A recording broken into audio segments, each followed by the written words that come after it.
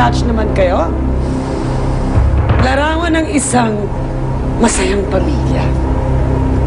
Malayong malayo sa binuo natin. Right?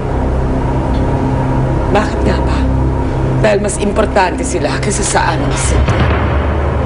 Veron, please. Huwag kang mag-iskandalo dito. Nakakaya sa mga tao. Oh! Di ba masaya ka naman sa kanila? Bakit ka mahihiya? Ayaw mong malaman ng lahat? Na iniwan mo ang tunay mong pamilya para sa iyong kabit? At sa Veron! bastarda mong anak? Ha? Ang galing ano? May oras na pala ngayon para sa kabit kaysa sa unang pamilya. Hindi naman tayo katito dati. Dumating lang sila, iniiwanan mo na ako. Sa akin ka dapat umuwi, Andy. Sa akin. At hindi sa kabit na yan. Hindi sa babaeng yan. Tigilan mo ang aking ina. Hindi niya nais manakit ang damdamin ng bantao. Biktima rin lamang siya ng pagkakataon. Isa ka pa! Huwag mong kalimutan, may atraso ka pa sa akin. May atraso ka sa anak ko. Mamamatay tao ka! Veron, tama na! Hindi ko magagawa yun kung hindi mo kinuha ang aking ina. Hayop ka talaga! Veron! Tama na! Tapos tayo! Pag dito, Veron!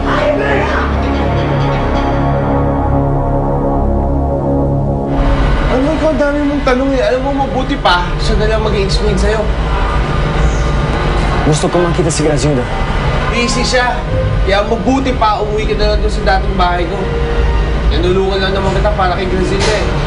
Kaya ngayon, nakalabas ka na, mabuti pa, kanya-kanyang buhay na tayo, okay? Wait!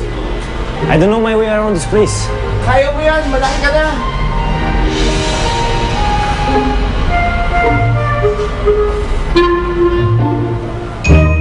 Please! I said let me go, Andy! Nakikiusap ako sa'yo. Please naman huwag dito. Alam ko, nagkamali ako.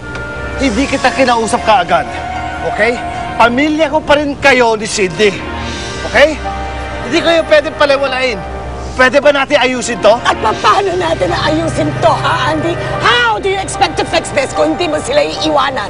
What are you going to do? Iuwi ang kabit mo at ang bastarda mo sa bahay natin? Ngayon ko lang ulit maalagaan si Grazilda. Gusto ko lang iparamdam sa kanya ang pagiging ama ko. Kaya tigilan mo na sila, please. Wala silang kasalanan. No!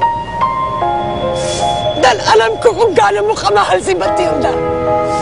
At alam ko na ngayon palang iniisip mo kung paano mo ko iiwanan para sa kanya. I know you still love her, Andy. But the problem is, sa akin ka nakatali. That's the problem. Please, Veron, can you go home? Yes, I will.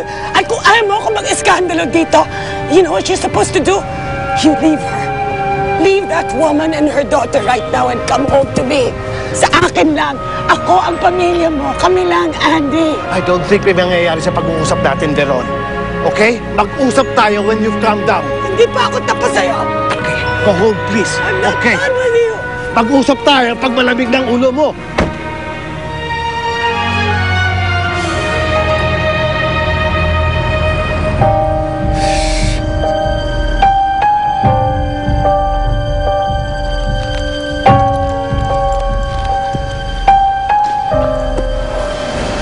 Fernando, saan mo ba kami dadalhin? Pabayaan mo na lamang kami makalayo. Umalik ka na lamang kay Veron para matapos na lahat ng kaguluhan ito. Malungkot mang sabihin, pero yun ang makakabuti para sa atin, Ama.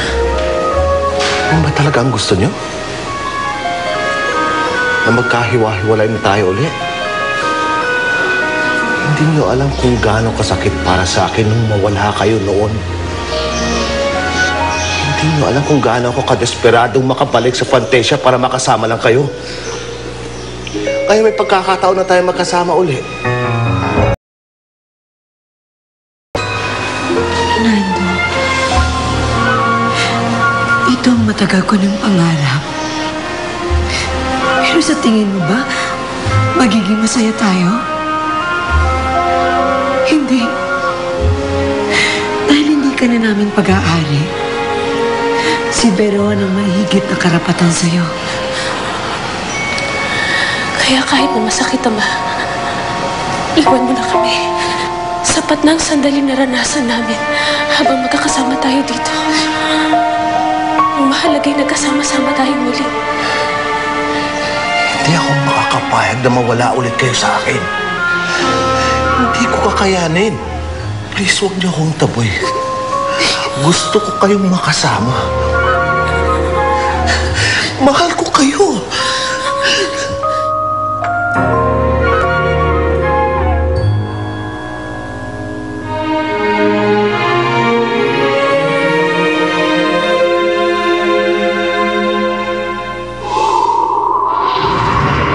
Kung hindi na rin lang siya mapapasa atin, walang ibang dapat makinabang sa kanya. Gusto ko mang bumalik sa kanya. Gagawa at gagawa yun ng paraan para mawala kayo sa buhay ko. Kaya magbibigay ako ng malaking halaga sa kung sino man makakahuli sa babaeng nagtangka sa buhay na natin. Delikado na ang buhay mo, Graciela. May nag-check-in po dito. Kamukha po nung nasa litratong binigay niyo. Sige, igahanda ako na mga bata. Kailan lang tayo nagkasama, di ba? Tapos magkakahiwalay na naman tayo. Higit ang aking kalungkutan, Eric. Nais kitang makasama. Ngunit marahil ay hindi ito ang tamang panahon. Ingatan mo yung sarili, Eric. Mahal kita. Umanda ka, Graciela. Hindi ka makakatakas sa akin. Dahil hahabulin kita kahit saan ka makarating.